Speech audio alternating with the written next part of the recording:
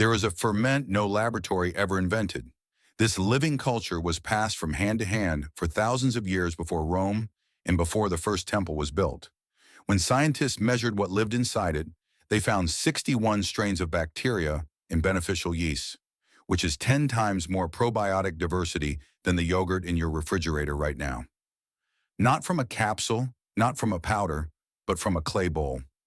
Here is the verse, the science, and how to culture it yourself. Before I tell you what this ferment is, you first need to understand where it came from and why it nearly vanished. Stay with me. Picture the hill country of Judah, not the land you see on the news today. The ancient one, roughly 100 BCE, the time of the judges. The fields around Bethlehem are golden with barley. The air carries the smell of cut grain and dust and smoke from low fires where harvesters rest at midday. In this world, there is no refrigeration, no grocery store, no sealed plastic container stamped with an expiration date. There is the sun and the soil and what you can preserve before it spoils. Milk was life in the ancient Near East.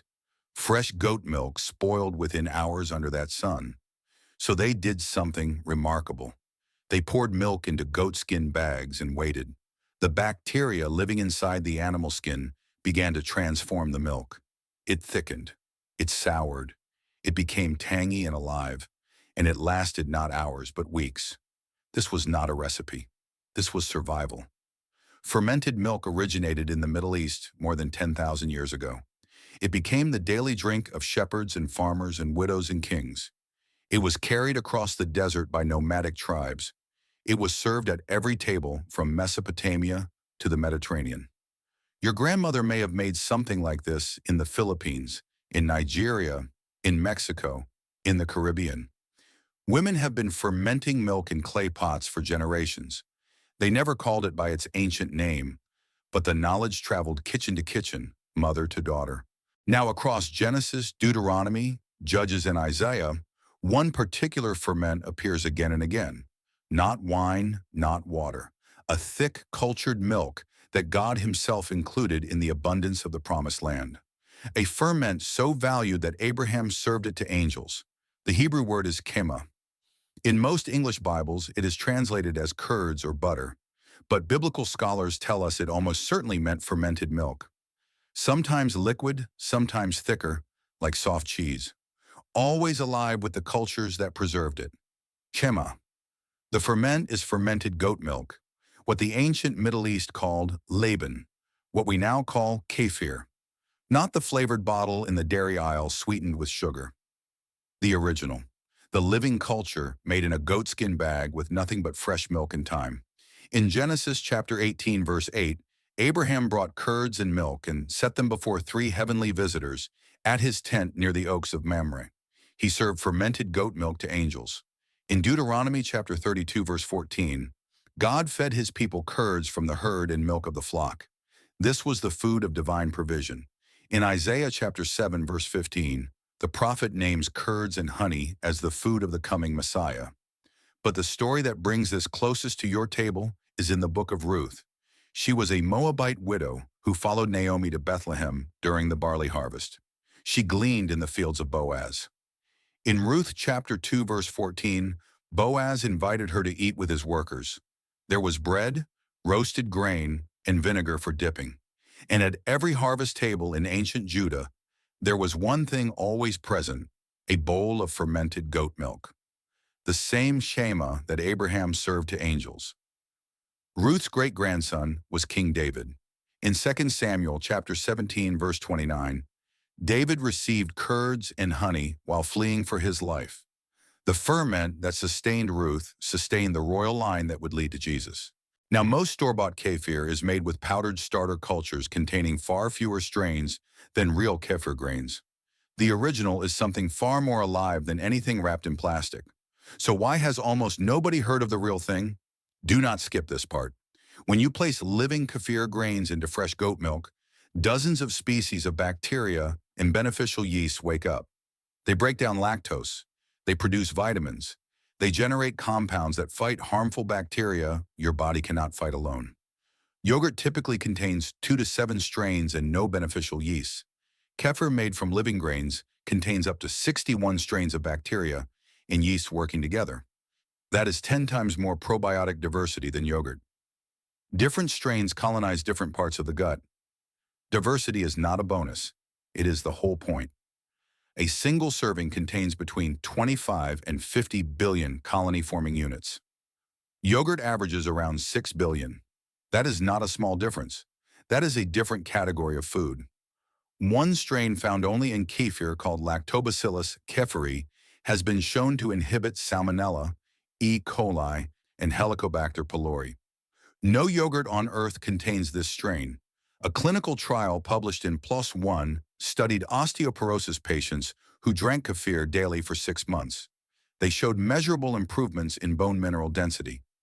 Kefir is rich in calcium and vitamin K2, which directs calcium into your bones and out of your arteries. Goat milk contains 13% more calcium than cow milk, 25% more vitamin B6, 47% more vitamin A, and 134% more potassium. It contains primarily A2 casein, making it the closest animal milk to human breast milk. It also carries 4 to 5 times more prebiotics than cow milk. Prebiotics feed the probiotics, and that means goat milk does not just carry the living cultures, it feeds them. Now picture this. You are spending $12 a month on a probiotic capsule with 3 strains and $8 a week on yogurt cups with added sugar. Meanwhile, a single tablespoon of living kefir grains costs less than $10. Once, and it multiplies, you never buy it again. God did not put this behind a prescription counter. He put it in a goatskin bag. For thousands of years, milk was fermented this way, in goatskin bags, in clay pots, in earthenware jars, left in the cool corner of a stone kitchen. The cultures were alive. The diversity was immense. Then the world changed. Pasteurization arrived in the 1800s. Heat killed the living cultures that had transformed milk for millennia. Industrial dairy needed uniformity. You cannot mass-produce a product with 61 unpredictable microbial strains. So the industry simplified. 2 strains, 3 strains. Enough to thicken the milk, enough to seal it in plastic and sell it for $2.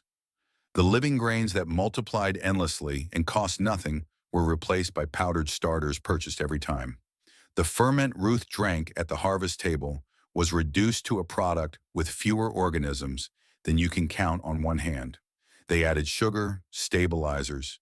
They sold it back to you at a markup and called it health food. But the grains were never lost. They never stopped multiplying. Someone always kept them alive, passed them to a neighbor, tucked them into a jar, and carried them across a border. And the knowledge has been sitting in the most printed book in human history this entire time. Now let me take you somewhere. Picture the barley fields outside Bethlehem. The harvest is underway. The air is thick with chaff and golden dust. Kneeling at the edge of the field is Ruth. She is not from this land, a widow, a foreigner who owns nothing and knows no one. She has come to glean what the harvesters leave behind. But today Boaz has invited her to sit at his table. She sits among the harvesters in the shade. There is bread, roasted grain, vinegar for dipping, and there is a bowl. Clay, cool to the touch, filled with something thick and white and tangy. Fermented goat milk poured that morning from a goatskin bag hanging in the doorway of a stone house. The curds are alive. Dozens of living strains still working inside that bowl, still multiplying. Ruth lifts the bowl. She drinks the same living ferment that Abraham served to angels. The same curds God promised would flow in the land of milk and honey. The same drink Isaiah would name as the food of the Messiah. She does not know her great-grandson will be King David. She does not know the line running through her blood will lead to Jesus. She only knows she is alive today and that this bread and this drink and this field are enough. Now here is how to culture this at home and why you will never need to buy it again. You need 2 things, living kefir grains and goat milk. The grains are small, soft clusters of bacteria and yeast bound together in a living structure. They look like tiny cauliflower florets. You cannot create them in a laboratory. They can only come from existing grains. Every kefir grain alive today descends from cultures passed down for centuries. A single tablespoon is enough. $5 to $10 one time. Place 1 to 2 tablespoons of living grains in a wide-mouthed mason jar. Pour 2 cups of goat milk over the grains. If you cannot find goat milk, cow milk or sheep milk will work. But for the version closest to what Ruth drank, goat milk is what you want. Cover the jar with a cloth secured by a rubber band. Never seal it with a tight lid. The fermentation produces gentle carbonation, and the cultures need to breathe.